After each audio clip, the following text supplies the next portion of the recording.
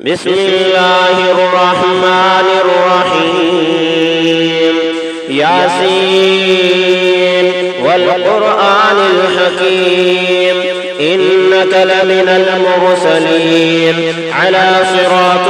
مستقيم تنزيل العزيز الرحيم لتنذر قوما ما أنذر آباؤهم فهم غافلون لقد حق القول على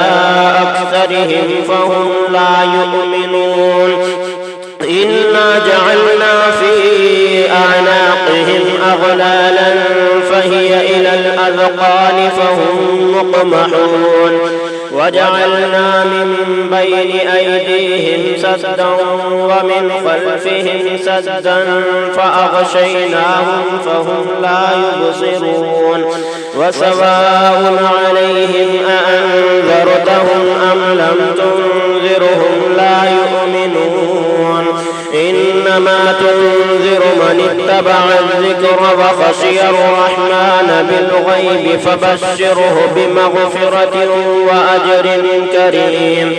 إنا نحن نحيي الموتى ونكتب ما قدموا وآثارهم وكل شيء أحصيناه في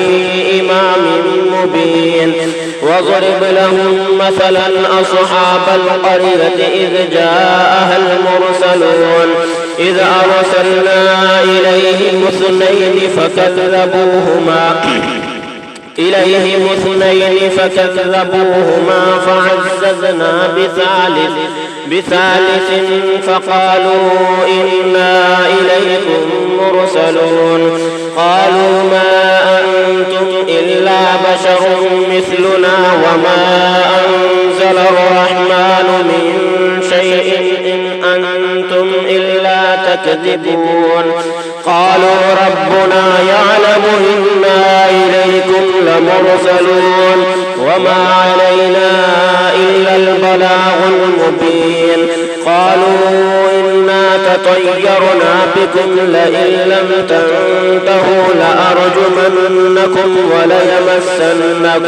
لنرجمنكم وليمسنكم منا عذاب أليم قالوا طائركم معكم أئن ذكرتم بل أنتم قوم مسرفون وجاء من أقصى المدينة رجل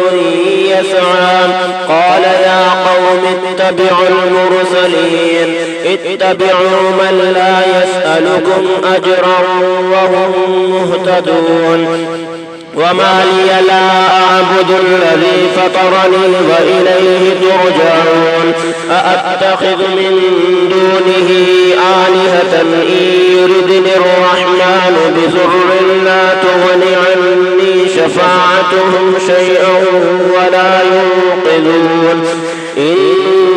إذا لفي ضلال مبين إني آمنت بربكم فاسمعون قيل ادخل الجنة قال يا ليت قومي يعلمون بما غفر لي ربي وجعلني من المكرمين وما أنزلنا على قومه من بعده من جند من السماء وما كنا منزلين إن كانت إلا صيحة واحدة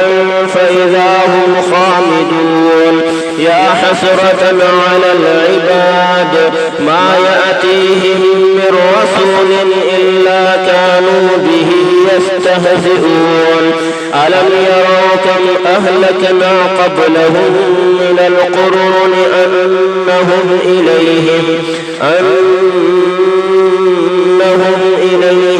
لا يرجعون وإن كل لما جميع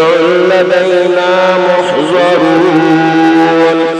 صدق الله العظيم.